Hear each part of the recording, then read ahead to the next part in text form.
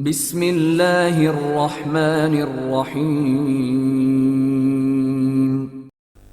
احمد نے 8 روز وہاں ارتمیس کے ساتھ قیام کیا۔ اس دوران ہرمس اور سما کی شادی کر دی گئی تھی اور 9ویں روز احمد اور ارتمیس صبح ہی صبح وہاں سے کوچ کر گئے تھے۔ دونوں میاں بیوی جلد سے جلد مصر پہنچنے کے لیے اپنے گھوڑوں کو سر پر دوڑاتے جا رہے تھے۔ بلنس اور باغیر کے راستے منزل پر منزل مارتے ہوئے مبارکہ شہر میں داخل ہوئے۔ یہاں انہوں نے 2 روز ایک سرائے میں قیام کیا اور دوبارہ اپنی منزل کی طرف روانہ ہو گئے تھے۔ جب وہ برکہ شہر سے 20-25 میل مشرق کی طرف گئے تو صحرا کے اندر ایک مہیب اور خوفناک طوفان اٹھا۔ یوں لگتا تھا کہ قدرت کے کسی طاقتور عناصر نے سارے صحرا کی ریت کو اٹھا کر فضاؤں میں اچھال دیا ہو۔ چاروں طرف ہوا میں اڑتے ریت کے ذروں کی چادر تن گئی تھی۔ طوفان کے باعث وہ دونوں اپنی اصل راہ سے بھٹک گئے تھے۔ طوفان زیادہ تندی اختیار کر گیا تو احمد نے چلاتے ہوئے کہا، ارتمیس اپنے گھوڑے سے نیچے اتر جاؤ، لیکن گھوڑے کی باگ مضبوطی سے پکڑے رکھو۔ ارتمیس فوراً چھلانگ لگا کر گھوڑے سے اتر گئی اور اس کی باگ پکڑ کر کھڑی ہو گئی۔ احمد بھی اپنے گھوڑے سے پھلانگ کر کھڑا ہو گیا۔ تیز طوفان اور ریت کے ٹوٹتے ٹیلوں کی وجہ سے صحرا کے اندر بھیانک اور ہولناک آواز سے گھوڑے سیخ پا ہونے لگے تھے۔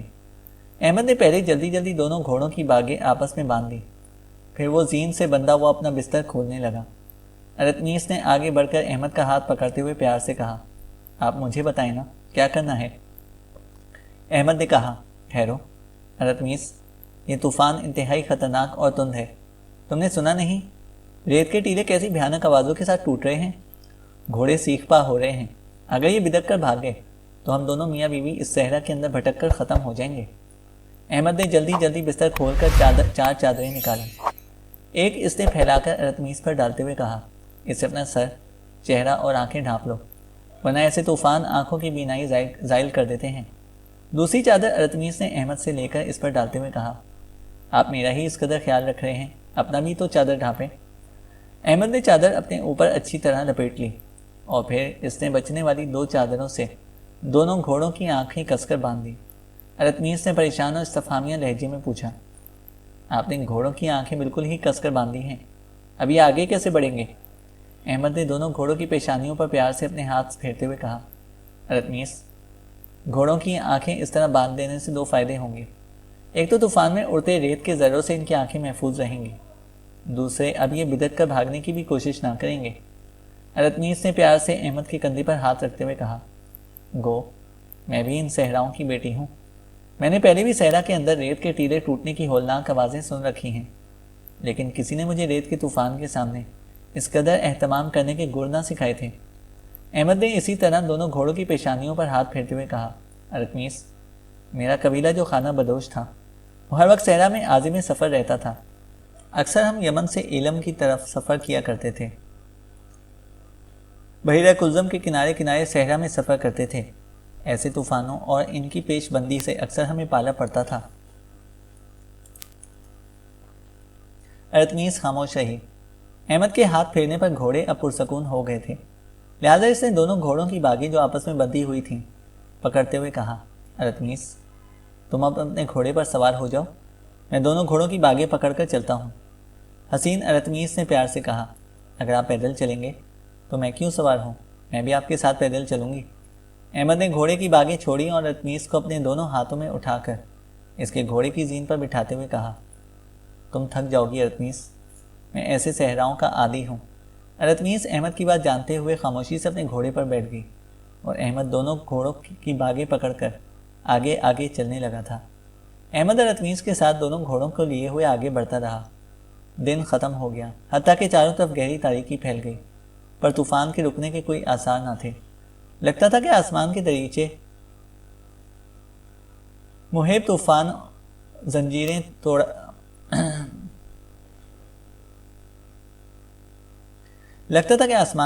کھل گئے ہوں اور مہیب طوفان زنجیریں توڑ کر شیروں کی طرح دھاڑتے ہوئے زمین پر وارد ہو گئے ہوں۔ طوفان میں احمد راستہ بھٹک چکا تھا اور اسے کچھ خبر نہ تھی کہ اس لامتناہی صحرا اور طوفان میں اس کا رخ کس طرف ہے۔ بہرحال وہ لگاتار سفر کرتا رہا، حتیٰ کہ رات کے پچھلے حصے میں طوفان تھم گیا اور آسمان پر مسکراتے ہوئے ستارے دکھائی دینے لگے۔ احمد نے اپنے اوپر لی ہوئی چادر اتار کر ارتمیس کو تھما دی۔ پہلے اس نے دونوں گھوڑوں کی بندھی ہوئی آنکھیں کھولیں اور کپڑے سے تھوڑی دیر تک وہ دونوں گھوڑوں کی آنکھیں سہلاتا رہا. پھر اسے اپنے بائیں ہاتھ سے اپنے کندھے کی سیدھ میں آسمان کی طرف کو دیکھتے ہوئے کہا, ارتمیس, گو کہ ہمارا رخ تبدیل ہو چکا ہے, پھر بھی صحرا میں ہم زیادہ نہیں بھٹکنے پائے. ارتمیس نے پیار سے پوچھا, آپ نے کیسے اندازہ لگا لیا؟ احمد نے ارتمیس کے قریب آ کر شمال کی طرف ہاتھ سے اشارہ کرتے ہوئے کہا, ارتمیس, وہ چھوٹا سا جو روشن ستارہ ہے یہ قطب تارہ ہے اور ہمیشہ ساکن رہتا ہے. اس کے قریب جو چند ستارے ملا کر دو ریچھ کی صورت بنتی ہیں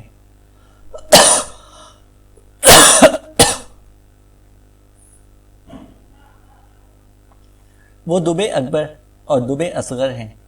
اگر ہم اپنا بایاں کندھا قطب تارے کے متوازی رکھ کر آگے بڑھتے رہتے تو ہمارے بھٹکنے کا کوئی اندیشہ نہ تھا, لیکن ہم ذرا بائیں طرف جھک کر سفر کرتے رہے ہیں. اس کا مطلب ہے کہ ہم اب سمندر کے قریب ہیں. میرے اندازے کے مطابق ہم فرعون کے تباہ حال شہر منف کی بجائے اسکندریہ شہر کے رخ پر سفر کرتے رہے ہیں. ارتمیس نے خوشی کا اظہار کرتے ہوئے کہا, آپ تو ستاروں کے متعلق بہت کچھ جانتے ہیں. احمد نے اپنے گھوڑے پر سوار ہوتے ہوئے کہا, ایک مجاہد اور خانہ بدوش کے لیے ستاروں کا علم نہایت اہم اور ضروری ہے. ان ستاروں ہی کی مدد سے میں تمہیں یہ بھی بتا سکتا ہوں کہ رات کتنی جا چکی ہے اور سحر ہونے میں کتنی دیر باقی ہے. ارتمیس نے خوشی کا اظہار کرتے ہوئے کہا, اچھا بتائیے, رات کتنی گزر چکی ہے اور صبح ہونے میں کیا وقت لگے گا؟ احمد آسمان کے وسط میں اوپر دیکھتا رہا. پھر کوئی اندازہ لگانے کے بعد اس نے کہا, 6 حصوں میں سے 5 حصے رات گزر چکی ہے اور سحر ہونے میں اب صرف 1 حصہ باقی رہ گیا ہے.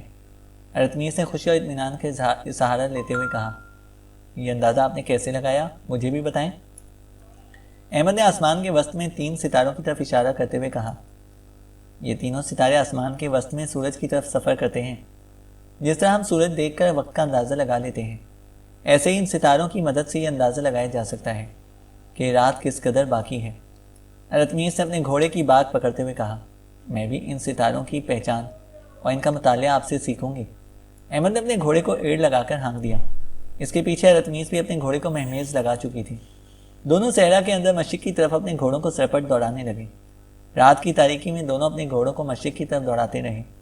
صحرا کے اندر ہی اندر انہیں صبح ہو گئی, لیکن سامنے کسی بستی یا آبادی کا کوئی نشان تک نہ تھا. چاروں طرف ریت کے ٹیلے تانک جھانک کر رہے تھے. جب روشنی خوب پھیل گئی اور صحرا کی ہر چیز صاف اور واضح دکھائی دینے لگی تو ارتمیس نے فکر مندی سے کہا, کہیں ایسا تو نہیں کہ ہم کسی اور سمت میں بھٹک گئے ہوں اور مشرق کی بجائے جنوب کی طرف صحرا کے وسطی حصے کی طرف جا رہے ہوں؟ احمد نے اسے تسلی دیتے ہوئے کہا, نہیں ارتمیس, ایسا نہیں ہو سکتا. رات کے وقت جب طوفان تھما تھا اور ستارے نمودار ہوئے تھے, میں نے اپنا رخ ٹھیک کر لیا تھا. ہم یقیناً مشرق کی طرف بڑھ رہے ہیں. راستے میں کوئی بستی آئی یا نہ آئے, اگر ہم اسی طرح آگے بڑھتے رہیں تو ہم دریائے نیل کے کنارے جا پہنچیں گے اور وہاں سے اپنی منزل کا رخ کرنا ہمارے لیے سہل ہو جائے گا. دونوں اسی طرح اپنے گھوڑے کو اندر صحرا کے اندر سر پر دوڑاتے رہے, یہاں تک کہ دوپہر کے وقت انہیں اپنے سامنے صحرا کے اندر ایک بستی دکھائی دی. وہ جب ذرا اور آگے بڑھے تو انہیں ایک بوڑھا آدمی بستی سے باہر دکھائی دیا. احمد اپنے گھوڑے کو اس کے قریب لے کر گیا اور اس سے پوچھا, میرے بزرگ, ہم دونوں میاں بیوی مسافر ہیں, کرتاجنا سے آ رہے ہیں.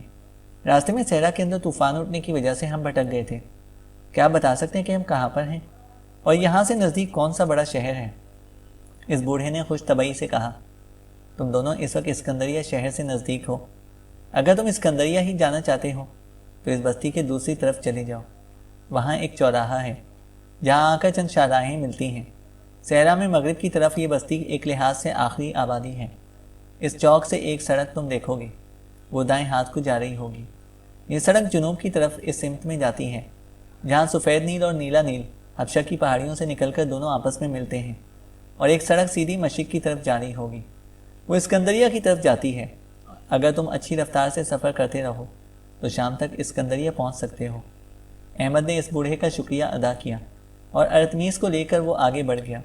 بستی کے دوسری جانب آ کر انہوں نے دیکھا وہاں واقعی ایک سڑک جنوب اور ایک مشرق کی طرف جا رہی تھی.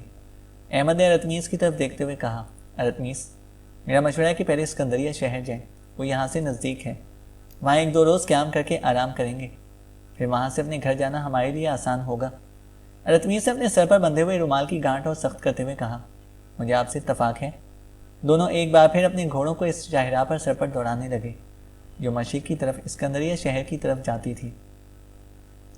شام کے وقت جبکہ بستیوں سے اٹھنے والے دھوئیں کی وجہ سے فضائیں کوہر آلود سی ہو گئی تھیں، احمد اور ارتمیس اسکندریہ شہر میں داخل ہو رہے تھے۔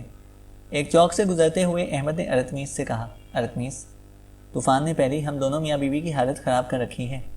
میرا ارادہ ہے کہ یہاں کسی سرائے میں 2 دن قیام کرتے ہیں، پھر شمال مشرق کی طرف اپنے گھر کو روانہ ہوں گے۔ ارتمیس نے فوراً تائید کرتے ہوئے کہا، آپ کا کہنا ٹھیک ہے، چلیں پھر کسی سرائے میں چلتے ہیں۔ اس چوک سے احمد دائیں ہاتھ شہر کے بڑے بازار کی طرف مڑ گیا۔ ارتمیس اپنے گھوڑے کو اس کے پہلو بہ پہلو ہانک رہی تھی۔ جب وہ دونوں میاں بیوی ایک سرائے میں داخل ہونے لگے تو کسی نے زور زور سے پکارتے ہوئے کہا، احمد رک جاؤ بیٹے۔ احمد چونک کر رکا اور مڑ کر پیچھے دیکھنے لگا۔ ارتمیس بھی اپنے گھوڑے کو روک چکی تھی۔ احمد پریشان تھا، اسکندریہ میں کوئی اس کا جاننے والا نہ تھا، اس کے باوجود پکارنے والے کی آواز اس کے لیے خوب شناسا اور جانی پہچانی تھی۔ وہ ابھی اپنے گھوڑے پر پریشانی کی حالت میں ہی بیٹھا ہوا تھا کہ ایک طرف سے بوڑھا قدیمہ تیز تیز قدم اٹھاتا ہوا آیا۔ اس نے اپنے دونوں ہاتھوں میں سامان سے بھرے چمڑے کے تھیلے اٹھا رکھے تھے اور احمد کو دیکھ کر وہ بے حد خوش نظر آ رہا تھا۔ احمد فوراً گھوڑے سے کود گیا اور آگے بڑھ کر اسے گلے لگاتے ہوئے ارتمیس کی طرف اشارہ کرتے ہوئے کہا، یہ میری بیوی ارتمیس ہے، میں تو تمہیں کرتاجنہ میں چھوڑ کر آیا تھا، تم یہاں اسکندریہ میں کس سلسلے میں آ گئے؟ قدیمہ نے مسکراتے ہوئے کہا، کریٹ سے لوٹنے کے چند ہی روز بعد میں ایمن کی تلاش میں یہاں آ گیا تھا۔ احمد نے پریشانی میں پوچھا، لیکن ایمن کا یہاں کیا کام؟ قدیمہ نے بے پناہ خوشی کا اظہار کرتے ہوئے کہا، کیا تمہیں معلوم نہیں؟ شاید ایمن نے تمہیں کبھی بتایا ہو کہ اس کا ایک ماموں یہاں اسکندریہ میں رہتا ہے۔ احمد نے پیشانی پر ہاتھ مارتے ہوئے کہا، ایمن نے مجھے بتایا تھا، لیکن اس کے متعلق تو مجھے کبھی خیال ہی نہ گزرا۔ قدیمہ نے کہا، تو پھر سنو، ایمن مجھے مل گئی ہے اور وہ یہیں اپنے ماموں کے ہاں رہ گئی تھی۔ میں تو اب 1-2 روز تک تمہاری تلاش میں نکلنے ہی والا تھا۔ احمد نے خوشی کے اظہار میں ایک بار پھر قدیمہ کو گلے لگاتے ہوئے کہا، کہاں ہے ایمن؟ قدیمہ نے کہا، میں بتا تو چکا ہوں، وہ اپنے ماموں کے ہاں ہیں۔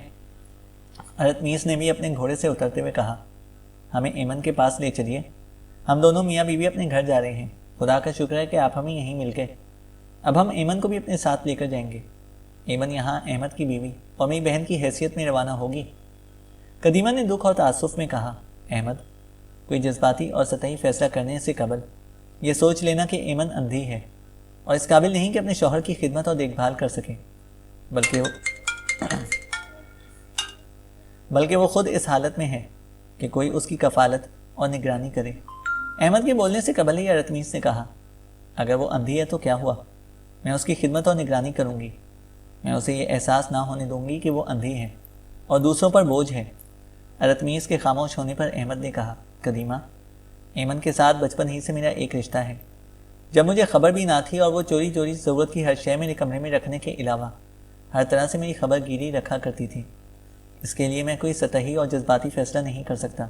سنو قدیمہ، ایمن میری روح ہے جسے جسم پر فوقیت ہے، تم ہمیں اس کے پاس لے چلو۔ قدیمہ نے مطمئن انداز میں کہا، آؤ میرے ساتھ۔ احمد اور ارتمیس دونوں اپنے گھوڑے کی باگیں پکڑے اس کے ساتھ ہو لیے۔ چند کوچوں اور گلیوں میں سے گزرنے کے بعد قدیمہ ایک مکان کے سامنے رک گیا اور دروازے پر دستک دی۔ تھوڑی دیر بعد ایک بوڑھے نے دروازہ کھولا۔ قدیمہ نے اس بوڑھے کی طرف اشارہ کرتے ہوئے کہا، یہ ایمن کے ماموں قطام ہے۔ احمد آگے بڑھا اور مسافر کے لیے اپنا ہاتھ اس نے آگے بڑھاتے ہوئے کہا، میں احمد بن حشم ہوں اور میرے ساتھ میری بیوی ارتمیس ہے، شاید ایمن کے حوالے سے آپ نے میرا نام سن رکھا ہو۔ بوڑھے قطام کے ہونٹوں پر مسکراہٹ بکھر گئی اور مسافر کے لیے بڑے ہوئے احمد کے ہاتھ اس نے پیچھے ہٹاتے ہوئے کہا، میں تمہارے ساتھ صرف مسافر پر کیوں اکتفا کروں گا بیٹے، تم ہمارے وہ عزیز ہو جس کا ہمیں شدت سے انتظار تھا۔ قطام آگے بڑھا اور احمد کو اس نے گلے لگا لیا۔ اتنے میں گھر کے دروازے کے پیچھے کچھ سرگوشیاں سنائی دیں۔ قطام نے احمد سے علیحدہ ہو کر پیار اور شفقت سے ارتمیس کے سر پر ہاتھ پھیرتے ہوئے دروازے کی طرف منہ کر کے کہا، باہر آ جاؤ میری بچیوں، ہچکچا کیوں رہی ہو؟ یہ تمہارے بھائی احمد بن حشم آئے ہیں اور ان کے ساتھ ان کی بیوی اور تمہاری بہن ارتمیس ہے۔ باہر آؤ میری بچیوں، اپنے بھائی سے ملو اور اپنی بہن کو اپنے ساتھ گھر کے اندر لے چلو۔ 3 جوان لڑکیاں ہچکچاتی اور لجاتی ہوئی باہر نکلیں۔ پہلے انہوں نے احمد کو سلام کیا، پھر وہ باری باری ارتمیس سے بغلگیر ہوئیں اور اسے اپنے ساتھ اندر کو لے گئیں۔ قدیمہ نے پیچھے سے فوراً لڑکیوں کو پکارتے ہوئے کہا، میری بچیوں، تم سب دیوان خانے میں بیٹھو، ایمن کے کمرے میں نہ جانا، وہاں میں احمد کو لے کر جاؤں گا، اور سنو، یہ سامان بھی لے جاؤ۔ ایک لڑکی بھاگتی ہوئی واپس آئی اور قدیمہ نے سامان سے بھرے چمڑے کے جو تھیلے اٹھا رکھے تھے انہیں لے کر وہ دوبارہ اندر چلی گئی۔ کتام نے قدیمہ کو مخاطب کرتے ہوئے کہا، قدیمہ، تم احمد کو ایمن کے پاس لے جاؤ، میں دونوں گھوڑوں کو اندر باندھتا ہوں۔ قدیمہ نے گہری خوشی میں مسکراتے ہوئے کہا، صرف گھوڑے ہی اندر نہیں باندھنے، بازار جا کر کچھ لے بھی آئیں، آج اور ابھی احمد اور ایمن کا نکاح ہوگا۔ کتام نے کھل کر ہنستے ہوئے کہا، یہ نکاح میں خود پڑھاؤں گا، تم فکر نہ کرو، میں ابھی بازار جاتا ہوں، آج شام پورے محلے کا کھانا میرے ہاں ہوگا۔ میرے رب نے مجھے آج ایسی خوشی دی ہے جس کی مجھے امید تک نہ تھی۔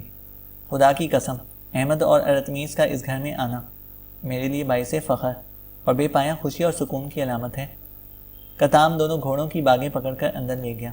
قدیمہ نے احمد کا ہاتھ تھامتے ہوئے کہا، آؤ بیٹے میرے ساتھ، میں ایمن کو ارتمیس سے تمہاری شادی اور کریٹ کی مہم سے متعلق تفصیل سے بتا چکا ہوں۔ وہ سن کر بہت خوش ہوئی تھی۔ بخدا اسے تمہاری ذات پر فخر ہے، اور اب جب اسے یہ خبر ہوگی کہ تم اسے شادی کرنے اور اسے لینے کے لیے آئے ہو تو اندھی ہونے کے باوجود وہ اپنی قسمت پر نازاں اور اپنے مقدر پر خوش ہوگی۔ احمد کا ہاتھ پکڑے قدیمہ گھر میں داخل ہوا اور ایک کمرے کے سامنے رکتے ہوئے اس نے سرگوشی میں کہا، ٹھہرو، اس کمرے میں ایمن ہے، ذرا دیکھنا تمہاری ذات سے اسے کیسی وابستگی ہے۔ وہ فارغ نہیں بیٹھتی، ہر وقت کوئی نہ کوئی ایسا کام کرتی رہتی ہے جسے وہ آسانی سے کر سکے۔ اس نے اپنے ہاتھ سے تمہارے اور ارتمیس کے لیے کئی اونی کپڑے بھی بنا رکھے ہیں۔ قدیمہ نے جب اس کمرے کا دروازہ کھولا تو احمد نے دیکھا حسین اور دلکش ایمن ایک پلنگ کے قریب بیٹھی گہرے کرمزی رنگ میں ایک اونی شال بن رہی تھی۔ دروازہ کھلنے پر آواز پر اس نے چونکتے ہوئے پوچھا، کون ہے؟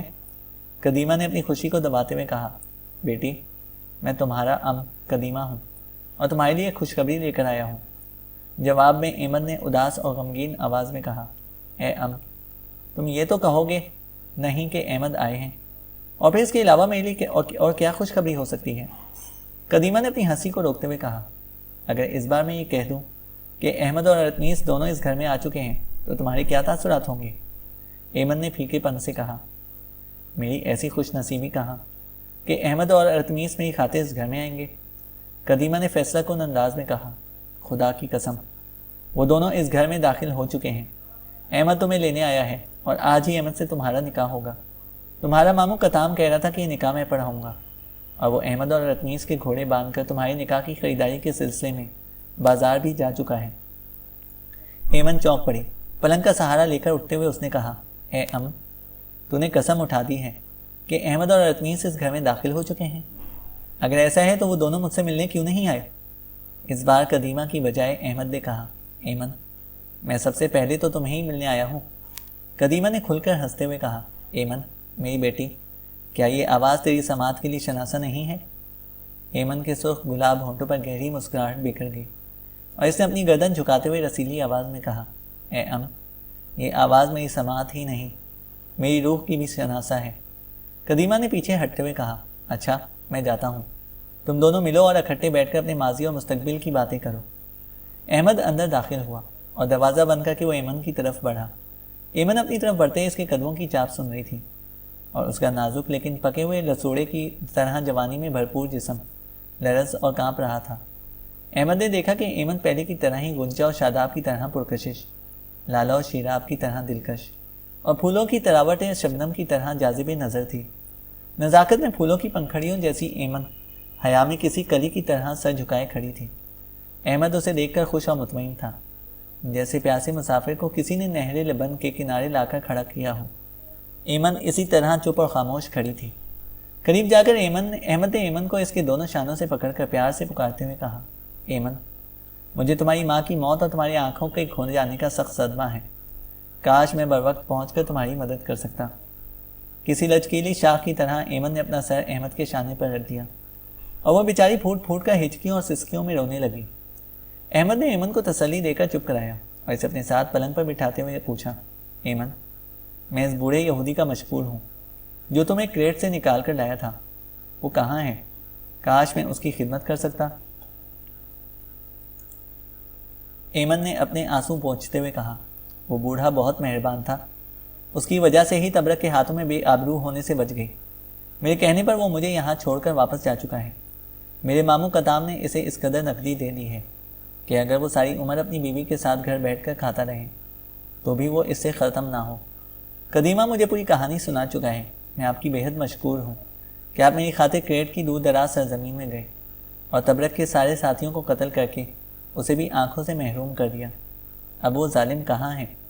احمد نے ایمن کے کندھے پر ہاتھ رکھتے ہوئے پیار سے کہا، میں اس بھیڑیے کو ارتمیس کے باپ اور بھائی کے پاس چھوڑ کر لشکر میں واپس گیا تھا کہ میری غیر موجودگی میں وہ بیمار پڑ کر مر گیا، ورنہ میں اسے اپنے ساتھ لاتا اور تمہیں موقع فراہم کرتا کہ تم خود اس سے اپنا انتقام لے لو، پر افسوس کہ وہ خود ہی مر گیا۔ ایمن سر جھکائے گہری سوچوں میں کھوئی ہوئی تھی۔ احمد نے اس کا شانہ پکڑ کر ہلاتے ہوئے کہا، کہاں کھو گئی ہو؟ دبتے لہجے میں ایمن نے کہا، مجھے افسوس ہے کہ میں آپ کی زندگی میں روشنی نہ بکھیر سکوں گی۔ اندھا ہونے سے قبل آپ کے ساتھ پرسکون زندگی گزارنے کا خیال اکثر میرے لیے اطمینان اور خوشی کا باعث ہوا کرتا تھا، لیکن اب جبکہ میں اندھی ہوں، آپ سے میری شادی ایسے ہی ہوگی جیسے کسی نے میرے سر پر تاج اور پاؤں میں بیڑیاں پہنا دی ہوں۔ میں کیسے آپ کی دیکھ بھال کر سکوں گی؟ میں کیوں کر زندگی کے اس سفر میں آپ کی ہم رکاب ہونے کا دعویٰ کر سکوں گی؟ کاش کہ میری آنکھیں ٹھیک ہوتیں، میں دیکھ سکتی اور آپ کی خدمت کر سکتی۔ آخر میں نے تبرک کا کیا بگاڑا تھا جو اس نے مجھے اتنی بڑی سزا دی؟ میرا خوبصورت ہونا کیا میرے جرائم میں شامل ہے؟ غم اور مایوسی میں ایمن کی بے نور آنکھیں محرومیوں کی انبار میں ڈوب گئی اور اس کے چہرے پر زندگی کی محرومیوں کی گہری پرچھائیاں بکھر کر رہ گئی۔ وہ کچھ اور بھی کہنا چاہ رہی تھی لیکن کہہ نہ سکی۔ احمد نے پیار سے ایمن کا ہاتھ تھامتے ہوئے کہا، ایمن تم میری زندگی کا چاند ہو۔ ایمن نے دکھ سے کہا، اندھا چاند جو کسی کو کچھ نہ دے سکے؟ احمد نے آہستہ آہستہ اس کا ہاتھ دباتے ہوئے کہا، یوں نہ کہو ایمن، اصل چاند میں بھی تو داغ ہیں، لیکن رات کے وقت کیسا بھلا لگتا ہے۔ ایمن پہلے میں نے رتمیس کے باپ زیوس کے کہنے پر یہ فیصلہ کیا تھا کہ میں اپنے ماں باپ اور بھائی کو رتمیس کے ہاں چھوڑ کر تمہاری تلاش میں نکلوں گا، لیکن اب جب کہ تم مجھے مل گئی ہو میری ساری الجھنیں ہی ختم ہو گئی ہیں۔ سنو کہ آج ہی میری اور تمہاری شادی ہوگی اور پھر 2 روز بعد ہم یہاں سے رخصت ہو جائیں گے۔ پہلے اپنے گھر جائیں گے اور وہاں سے ماں باپ اور بھائی بھاوج کو لے کر ہم کرتاجنہ کی طرف روانہ ہوں گے۔ وہاں زیوس نے ہمیں مکان کے لیے جگہ اور کاشتکاری کے لیے زمین مہیا کرنے کا وعدہ کیا ہے۔ وہاں میں تمہاری خدمت کروں گا، بالکل اسی طرح جیسے تم عربیہ شہر میں میری خدمت کیا کرتی تھی جبکہ میں غلام تھا، اور جب میں اپنے لشکر میں جایا کروں گا تو ارتمیس تمہاری خدمت کیا کرے گی۔ ایمن تم تنہا نہیں ہو، تم میری زندگی کا ایک ایسا حصہ ہو جس کے بغیر میں نامکمل اور ادھورا ہوں۔ تم فکر نہ کرو ایمن، ارتمیس بہت اچھی ہے، وہ ایک بہن کی طرح تمہاری خدمت کرے گی، تمہیں اپنی محرومیوں اور مجبوریوں کا احساس نہ ہونے دے گی۔ ایمن کے چہرے پر اب سکون تھا۔ اس نے کسی قدر مسکراتے ہوئے کہا، آپ کی باتوں نے مجھے تقویت اور حوصلہ بخشا ہے۔ میں خوش ہوں کہ میں تنہا نہیں ہوں، میرا ایک مضبوط سہارا بھی ہے۔ اب مجھے کسی بات کا غم نہیں ہے۔ احمد قدیمہ نے مجھے بتایا تھا کہ آپ نے تبرک کی بہن کو اٹھا لیا تھا اور آپ اپنے بھائی خصیب سے اس کی شادی کرنا چاہتے تھے۔ احمد نے دکھ سے کہا، کاش کہ ایسا ہو سکتا، لیکن قدرت کو کچھ اور منظور تھا۔ ملکہ جرارہ کے بعد رومنوں اور فرانسیسیوں کے ساتھ جنگ کے دوران خصیب شہید ہو گیا تھا، لہٰذا تبرک کی بہن سما کی شادی ارتمیس کے بھائی ہرمس سے کر دی ہے۔ خصیب کے جنگ میں کام آ جانے کی خبر سن کر تھوڑی دیر کے لیے ایمن پر سکتہ طاری رہا، پھر اسے پگھلی پگھلی اور دکھی سی آواز میں پوچھا، کیا آپ کے ماں باپ کو خصیب کے شہید ہونے کی اطلاع ہے؟ احمد نے اپنے آپ کو سنبھالتے ہوئے کہا، انہیں تو ابھی تک یہ بھی خبر نہیں کہ میں ہی ان کا بچھڑا ہوا بیٹا ہوں۔ ایمن نے کچھ کہنا ہی چاہتی تھی کہ انہیں گھر میں شور سا سنائی دیا۔ ایمن نے احمد کا ہاتھ پکڑا ہوا چھوڑتے ہوئے کہا، شاید سب گھر والے ادھر ہی آ رہے ہیں۔ احمد نے ہمدردی سے پوچھا، کیا تمہارے ماموں کا کوئی بیٹا نہیں ہے؟ ایمن نے کہا، ان کے 2 بیٹے ہیں، دونوں شادی شدہ ہیں اور ان کی بیویاں بھی یہیں ہیں، وہ دونوں بازار میں چوب کاری کا کام کرتے ہیں، اب وہ بھی کام سے لوٹنے والے ہوں گے۔ احمد نے اٹھ کر کمرے کا دروازہ کھولا۔ اس نے دیکھا ارتمیس، کتام کی بیٹیاں، ان کی دونوں بہویں، خود کتام اور قدیمہ ادھر ہی آ رہے تھے۔ احمد نے واپس ایمن کی طرف جاتے ہوئے کہا، ایمن تمہارا اندازہ درست ہے، سب لوگ ادھر ہی آ رہے ہیں۔ ایمن شاید احمد کی بات کا جواب دیتی، لیکن سب لوگ ہنستے مسکراتے کمرے میں داخل ہوئے۔ ارتمیس سیدھی ایمن کے پاس آئی اور اسے گلے لگاتے ہوئے اس کے کان میں سرگوشی کرتے ہوئے کہا، ایمن میں تمہاری بہن ارتمیس ہوں، تم فکر مند نہ ہونا، میں تمہاری دیکھ بھال کروں گی، تمہاری خدمت کروں گی اور تمہیں اپنی بے نور آنکھوں کا احساس نہ ہونے دوں گی۔ خدا کی قسم مجھ سے تم احمد کی زیادہ حقدار ہو۔ سنو ایمن، سب گھر والے اس کمرے میں جمع ہیں، ابھی تمہارا اور احمد کا نکاح ہوگا، پھر 2 روز بعد ہم یہاں سے اپنے گھر کی طرف کوچ کر جائیں گے۔ احمد نے بھی ارتمیس کو اپنے ساتھ لپٹاتے ہوئے کہا، ارتمیس خدا کی قسم تمہاری باتوں میں خلوص اور تمہارے رویے سے چاہت اور محبت کی خوشبو آتی ہے۔ میں تمہاری مشکور ہوں، تم مجھے اس قدر اہمیت دے رہی ہو۔ ارطمیس جب ایمن سے علیحدہ ہوئی تو کتام کی بیٹیوں نے کمرے میں صاف دھلی ہوئی چادریں بچھا دیں۔ اتنی دیر تک کتام کے دونوں بیٹے بھی آ گئے تھے۔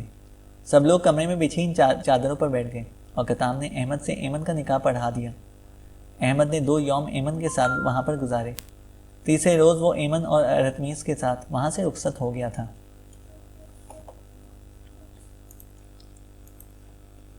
ایک روز جب شام ہونے والی تھی، احمد نے اپنی بستی میں داخل ہو رہا تھا۔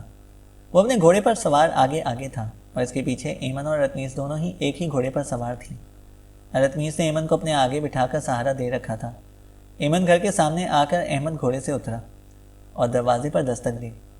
ارطمیس بھی نیچے اتر گئی تھی۔ ایمن کو بھی اس نے اتار لیا تھا اور ایک ہاتھ میں وہ اپنے گھوڑے کی باگ اور دوسرے میں ہاتھ میں ایمن کا بازو پکڑ کر کھڑی ہو گئی تھی۔ تھوڑی دیر بعد مکان کا دروازہ کھلا۔ دروازہ کھولنے والا احمد کا چھوٹا بھائی شیبان تھا۔ دروازہ کھولتے ہی شیبان نے احمد سے مصافحہ کیا، پھر اس نے ادھر ادھر دیکھتے ہوئے کہا، اے امیر، کیا آپ اپنے ساتھ میرے بھائی کو نہیں لائے؟ اخی احمد کے انتظار میں تو ہماری آنکھیں نمدار اور ہونٹ خشک رہتے ہیں۔ احمد نے مدھم سی آواز میں کہا، میں تمہیں تمہارے بھائی کے متعلق ہی کچھ بتانے آیا ہوں۔ پھر احمد نے ایمن اور ارطمیس کی طرف اشارہ کرتے ہوئے کہا، یہ دونوں میری بیویاں ہیں، کیا تم دیوان خانے کا دروازہ نہ کھولو گے کہ یہ دونوں اندر جا کر آرام سے بیٹھ سکیں؟ شیبان نے بھاگ کر دیوان خانے کا دروازہ کھولا اور دوبارہ احمد کے پاس آ کر اس نے کہا، آپ تینوں دیوان خانے میں بیٹھیں، میں آپ کے گھوڑے باندھنے کے علاوہ گھر والوں کو بھی آپ کے آنے کی اطلاع کرتا ہوں۔ احمد ایمن اور ارطمیس کو لے کر دیوان خانے میں داخل ہو گیا۔ شیبان ان دونوں گھوڑوں کو پکڑ کر گھر کے اندر لے گیا۔ احمد ایمن اور ارطمیس کو دیوان خانے میں بیٹھے ابھی تھوڑی ہی دیر ہوئی تھی کہ احمد کا باپ حشم بن بکر، ماں امیسہ، بھائی شیبان اور اس کی بیوی اور احمد کے بچپن کی منصوبہ تروب دیوان خانے میں داخل ہوئے۔ امیسہ اور تروب ایمن اور ارطمیس کے پاس بیٹھ گئیں، جبکہ حشم اور شیبان احمد کے بائیں طرف ایک دوسری نشست پر بیٹھ گئے۔ حشم نے غصیلی اور تیز نگاہوں سے احمد کی طرف دیکھتے ہوئے کہا، گو تم نے ہم سے ہمدردی جتاتے ہوئے اپنا نام سمرون سے احمد بدل لیا تھا، لیکن اس موقع پر میں تمہیں سمرون ہی مخاطب کر کے یہ پوچھوں گا کہ آخر تم میرے بیٹے احمد کو اپنے ساتھ کیوں نہیں لائے؟ تم یہ کیوں نہیں بتاتے کہ وہ کہاں ہے اور کس نگر میں، کس شہر میں رہتا ہے؟ کاش تو ہمیں اس کا مستقل پتہ بتا دیتا تو میں بینائی کمزور ہو جانے کے باوجود خود اسے جا کر لے آتا۔ وہ مجھ سے ناراض اور خفا نہیں ہو سکتا، وہ میرا بڑا پرخلوص اور جانثار بیٹا ہے۔ حالات نے اسے کہاں سے کہاں دھکے کھانے پر مجبور کر دیا۔ حشم نے ایک بار غور سے احمد کی طرف دیکھا، پھر اور زیادہ غضبناک ہو کر اس نے کہا، اب تم ہمیں احمد کے متعلق کیا کہنے آئے ہو؟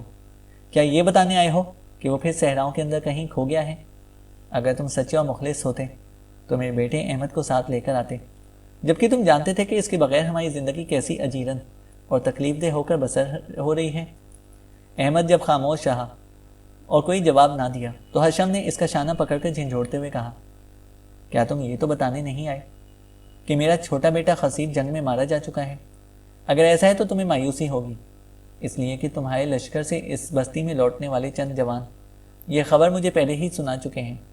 کیسی بد نصیبی ہے کہ میں اکثر جبل موسیٰ پر کیتھرین کی خانقاہ میں جاتا رہا، کیونکہ وہیں میرا بیٹا مجھ سے بچھڑا تھا، لیکن ہائے حیف، مجھے اس کا کوئی نشان نہ ملا۔ میرا بیٹا خصیب ہر وقت تم سے اپنے بڑے بھائی کے متعلق پوچھا کرتا تھا، لیکن تم اسے ٹالتے رہے۔ یہ کیسی ستم ظریفی ہے، کیسی سیاہ بختی ہے کہ وہ اپنے بھائی سے ملے بغیر اس دار فانی سے ہمیشہ کے لیے کوچ کر گیا۔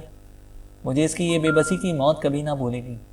وہ احمد سے دیوانگی کی حد تک پیار کرتا تھا، وہ ہر وقت آہیں بھرتا رہتا تھا۔ میں نے اور اس کی ماں نے اس کی شادی کرنے کی کوشش کی، لیکن اسے قسم کھا لی تھی کہ جب تک مجھے میرا بچھڑا ہوا بھائی نہیں مل جاتا میں شادی نہیں کروں گا۔ اگر تم ہمیں احمد سے متعلق بتا دیتے تو تمہارا کیا جاتا؟ کیا تم جان بوجھ کر اس گھر کو تباہی اور بربادی کے اندھے کنویں میں پھینک دینے کا فیصلہ کر چکے ہو؟ احمد نے پہلی بار زبان کھولتے ہوئے کہا، آپ کو غلط فہمی ہوئی ہے۔ آپ کے بیٹے احمد نے ہمارے ساتھ ملکہ جرارہ کے ساتھ جنگ میں حصہ لیا۔ خصیب جب جنگ کے دوران زخمی ہوا تو احمد نے ہی اسے سنبھالا تھا۔ شاید یہ بات آپ کے سکون کا باعث ثابت ہو کہ خصیب نے احمد کی گود ہی میں دم توڑا تھا اور احمد ہی نے جبل اوراس کے اوپر اس کی قبر بنائی تھی، اور لشکر کے امیر حسان بن نعمان بھی اس کے ساتھ تھے۔ آپ فکر مند نہ ہوں، میں جھوٹ نہ کہوں گا۔ آپ یہ سمجھ لیں کہ آپ کا بیٹا آپ کے گھر آ چکا ہے۔ ایمن اور ارطمیس جو سارے حالات سے واقف تھیں احمد اور حشم کے درمیان گفتگو پر رونے لگیں۔ ان کی گردنیں جھکی ہوئی تھیں اور آنسو فرش پر گر رہے تھے۔ خصیب کے ذکر پر امیسا اور تروب بھی رو پڑی تھیں۔ حشم نے احمد کی گفتگو پر اور زیادہ غضبناک ہوتے ہوئے کہا، تم جھوٹے اور مکار اور فریبی ہو۔ تم نے ہمیشہ احمد کے معاملے میں ہمیں اندھیرے میں رکھا، اب تم ہمیں یہ تاثر دے کر ایک اور فریب دینا چاہتے ہو کہ احمد نے ملکہ چرارہ کے خلاف جنگ میں حصہ لیا اور خصیب نے اس کی گود میں جان دی۔ اگر ایسا ہے تو وہ تمہارے ساتھ گھر کیوں کا نہیں آیا؟ اے فریب کار انسان، اب میں تیرے کسی چکمے میں نہ آؤں گا۔ تو ہمیشہ ہمیں جھوٹی تسلیاں دیتا رہا۔ بخدا اگر اس گھر میں تو مہمان بن کر نہ آیا ہوتا تو میں تمہیں دھکے دے کر یہاں سے نکال دیتا، اس لیے کہ حشم کہتے کہتے رک گیا، کیونکہ بستی میں مغرب کی اذان ہونے لگی تھی۔ ارتمیس اور ایمن دونوں سسک کر رو رہی تھیں۔ حشم اٹھ کر باہر آیا اور نماز کے لیے وضو کرنے کی خاطر وہ پانی کا کوزہ بھرنے لگا۔ احمد بھی تڑپ کر باہر آیا اور جب حشم وضو کرنے لگا تو اس نے اس کے ہاتھ سے کوزہ لے لیا۔ شیبان، تروب اور امیسا بھی اٹھ کر باہر آ گئے۔ ارتمیس نے بھی اپنے آپ کو سنبھالا اور وہ بھی ایمن کو سہارا دیتی ہوئی باہر آئی۔ ایمن دیوار کا سہارا لے کر کھڑی ہو گئی تھی، جبکہ ارتمیس امیسا کے قریب گئی اور وہ اس سے کچھ کہنے والی تھی کہ رک گئی، کیونکہ احمد نے جب کوزہ لے کر خود حشم کا وضو کرانا چاہا تو حشم نے غضبناک ہو کر کہا، چھوڑ دو، کوزہ مجھے دو، تمہاری یہ آداب فرزندی بھی مجھے پسند نہیں ہے۔ احمد نے رکت آمیز آواز میں کہا، احمد بھی تو بچپن میں یوں ہی آپ کا وضو کرایا کرتا تھا، اس کے سامنے تو آپ کبھی نہ بولتے تھے۔ حشم نے نرم ہو کر پوچھا، تمہیں ان باتوں کا علم کیسے اور کیوں کر ہوا؟ احمد نے اداس لہجے اور بدھی آواز میں کہا، احمد کی زندگی کا کوئی پہلو بھی مجھ سے پوشیدہ نہیں، میں نے آپ سے کوئی دھوکہ اور فریب نہیں کیا۔ حشم نے اور نرم ہوتے ہوئے کہا، اچھا تم پانی ڈالو، میں وضو کرتا ہوں۔ خدا کی قسم تمہارا کوزہ پکڑنے اور پانی ڈالنے کا انداز ایسا ہی ہے جیسے میرے احمد کا تھا۔ احمد پانی ڈالنے لگا اور حشم وضو کرنے لگا۔ سر کا مسح کرنے کے بعد حشم جب پاؤں دھونے لگا تو احمد فوراً نیچے بیٹھ گیا اور اپنے ہاتھوں کی انگلیاں حشم کے پاؤں کی انگلیوں میں پھیرتے ہوئے دھونے لگا، بالکل اسی انداز میں جس طرح بچپن میں وہ انگلیاں پھیرا کرتا تھا۔ ایک دم حشم نے کوزہ پکڑ لیا اور چونکتے ہوئے اس نے پوچھا، کون ہو تم؟ خدا کے لیے بتاؤ کہ تم کون ہو؟ کیا تم اپنے آپ کو مجھ سے چھپا رہے ہو؟ خدا کے لیے مجھے احمد کے متعلق بتاؤ، مجھے اور زیادہ عذاب میں نہ ڈالو، میں پہلے ہی بکھرا ہوا ہوں۔ احمد کی آنکھوں سے آنسو گرنے لگے اور اس نے کوزہ زمین پر رکھتے ہوئے کہا، اے میرے باپ، میں ہی احمد ہوں، میں آپ کا بیٹا ہوں، میں وہی احمد ہوں جس نے آپ، شیبان اور خصیب کے ساتھ جبل موسیٰ پر وادی شعیب سے وادی طویٰ کو جاتے ہوئے پرندے شکار کیے تھے۔ میں وہی احمد ہوں جو بچپن میں اسی طرح آپ کو وضو کرایا کرتا تھا۔ اے میرے باپ، میں وہی احمد ہوں جو وادی شعیب سے اغوا ہو گیا تھا۔ آہ میرے باپ، بردہ فروشوں اور مجھے غلام بنانے والوں نے میرا چہرہ ایسا مسخ کیا کہ کوئی مجھے پہچان نہ سکا۔ آہ کیسی بدقسمتی ہے میری کہ میں اپنے ماں باپ سے دور رہا اور ان کی کوئی خدمت نہ کر سکا۔ حشم دیوانوں کی طرح آگے بڑھ کر احمد سے لپٹ گیا اور عجیب سے والہانہ انداز میں احمد کا منہ، گال، آنکھیں اور بال چومنے لگا۔ اسی لمحہ امیسا بھی بھاگ کر آگے بڑھی اور وہ بھی احمد کو لپٹا کر چومنے لگی۔ شیبان بھی آگے بڑھا اور اپنی ماں کے ساتھ وہ بھی احمد سے لپٹ گیا۔ ارتمیس اور تروب روتی آنکھوں کے ساتھ مسکرا بھی رہی تھیں، جبکہ ایمن دیوار کے ساتھ لگی ہچکیاں اور سسکیاں لے رہی تھی۔ بوڑھا حشم خدا کا شکر ادا کرنے کی خاطر وہیں ننگی زمین پر سجدے میں گر گیا۔ پھر وہ کھڑا ہوا اور احمد کو دوبارہ اپنے ساتھ لپٹاتے ہوئے کہا، اے میرے شیر دل فرزند، تو اس گھر میں اجنبیوں کی طرح آیا، شیوان کی شادی میں حصہ لیا اور ایک انجان پردیسی کی طرح یہاں سے کوچ کر گیا۔ تو نے اس وقت کیوں نہ بتایا کہ تو ہی احمد ہے؟ امیسا نے بھی احمد کے جلے ہوئے گال چومتے ہوئے کہا، میرے بچے، تجھے ہماری بیچارگی اور ہماری تکلیف دہ حالت پر بھی رحم نہ آیا؟ تو اپنے باپ کو غمزدہ حالت میں چھوڑ گیا، اپنی ماں کو روتی اور بہن کرتی حالت میں چھوڑ کر رخصت ہو گیا۔ تم نے کیوں اپنے آپ کو ہم پر ظاہر نہ کیا؟ احمد نے اپنی ماں سے لپٹتے کہا، اے میری ماں، جس وقت میں نے خصیب کو قید سے رہائی دلائی اور مجھے خبر ہوئی کہ وہ میرا بھائی ہے، میں نے اسی وقت خصیب کو اپنے متعلق بتا دینا تھا، لیکن باتوں باتوں میں خصیب نے مجھے بتایا کہ شیبان اور تروب ایک دوسرے کو پسند کرتے ہیں اور عنقریب ان کی شادی ہونے والی ہے، تو میں اپنے آپ کو چھپا گیا۔ میں اپنے بھائی اور تروب کے درمیان حائل نہ ہونا چاہتا تھا، اور پھر اس وقت تک میں ایک لڑکی کو پسند بھی کر چکا تھا۔ حشم نے احمد کا ہاتھ تھامتے ہوئے کہا، جو کچھ ہوا اس پر مٹی ڈالو، چلو اندر بیٹھو میرے بچے، تم طویل سفر کے باعث تھک چکے ہوگے۔ سب دوبارہ دیوان خانے میں آ کر بیٹھ گئے اور امیسا کے کہنے پر احمد اپنے حالات اور ارتمیس و ایمن سے شادی کے واقعات سنا رہا تھا۔ احمد جب خاموش ہوا تو حشم نے اٹھ کر ایمن اور ارتمیس کے سر پر ہاتھ پھیرا اور امیسا نے آگے بڑھ کر دونوں کی پیشانیاں چوم لیں۔ احمد نے پھر حشم سے کہا، اے میرے باپ، میں ارتمیس کے باپ سے وعدہ کر کے آیا تھا کہ میں آپ سب کو اپنے ساتھ لے کر آؤں گا۔ کیا آپ لوگ میرے ساتھ کرتاجنہ چلیں گے؟ وہاں ہمیں اپنا ایک علیحدہ گھر بھی میسر ہوگا اور کاشتکاری کے لیے پانی سے سیراب ہونے والی زمین بھی ملے گی، اور یہاں کی نسبت وہاں ہم زیادہ خوشحال زندگی بسر کر سکیں گے۔ حشم نے پھر احمد کو لپٹاتے ہوئے کہا، اے فرزند ارجمند، تیرے آنے سے میری توانائی لوٹ آئی ہے۔ اب تو جہاں بھی کہے گا ہم سب تمہارے ساتھ جانے کو تیار ہیں۔ نماز کا وقت نکل جائے گا، آؤ پہلے نماز ادا کر لیں، پھر بیٹھ کر باتیں کریں گے۔ سب جلدی جلدی وضو کرنے لگے تھے۔ حشم کی امامت میں احمد اور شیبان باہر نماز پڑھنے لگے تھے، جبکہ امیسا، ایمن، ارتمیس اور تروق دیوان خانے میں ہی مغرب کی نماز ادا کر رہی تھیں۔ 7 یوم تک احمد نے ایمن اور ارتمیس کے ساتھ وہاں قیام کیا، پھر انہوں نے وہاں سے کوچ کی تیاری کر ڈالی۔ گھر کا سارا اثاثہ 2 اونٹوں پر لاد دیا گیا، تیسرے اونٹ پر محمل ڈال دیا گیا اور اس پر امیسا، ایمن اور ارتمیس بیٹھ گئی تھیں۔ چوتھے اونٹ پر شیبان اور تروق تھے اور 5ویں اونٹ پر احمد اور حشم دونوں باپ بیٹا سوار ہو گئے تھے۔ گھوڑوں کو اونٹوں کے کجاووں کے ساتھ باندھ دیا گیا تھا۔ اس طرح 5 اونٹوں اور 4 گھوڑوں پر مشتمل یہ قافلہ اپنی بستی سے کوچ کر گیا۔ بستی سے نکل کر اور فرعونوں کے شہر منف کے کھنڈرات سے گزرتے ہوئے احمد نے اپنا وہی پرانا گیت گانا شروع کر دیا، ما اجمل الضیاء، روشنی کیسی خوبصورت ہے، ما احسن الحیا، حیا کیسی نفیس ہے۔ احمد کا گیت سنتے ہوئے حشم کے چہرے پر گہری مسکراہٹ تھی۔ شیبان اور تروق کھلکھلا کر ہنس رہے تھے اور محمل میں امیسا، ایمن اور ارتمیس کو اپنے ساتھ لپٹائے ہوئے اپنے بیٹے پر فخر کر رہی تھیں۔ احمد اور حشم کا اونٹ سب سے آگے جا رہا تھا۔ تھوڑی دیر بعد مزروعہ زمین سے نکل کر وہ اس صحرائی راستے پر چڑھ گئے جو برکا، باغیر اور بلند شہر سے ہوتا ہوا کرتاجنہ کی طرف جاتا تھا۔ ختم شد۔ تو دوستو، یہ ناول بھی اپنے اختتام تک پہنچتا ہے۔ امید ہے کہ آپ کو یہ ناول ضرور پسند آیا ہوگا۔ اس ناول کو اپنے دوستوں کے ساتھ بھی ضرور شیئر کریں، اور اگر آپ ہمارے چینل پر نئے ہیں تو ہمارے چینل کو سبسکرائب کریں اور ساتھ موجود بیل آئیکن کو ضرور پریس کریں تاکہ آنے والی ہر ویڈیو کی اپڈیٹ آپ کو بر وقت مل سکے۔ شکریہ۔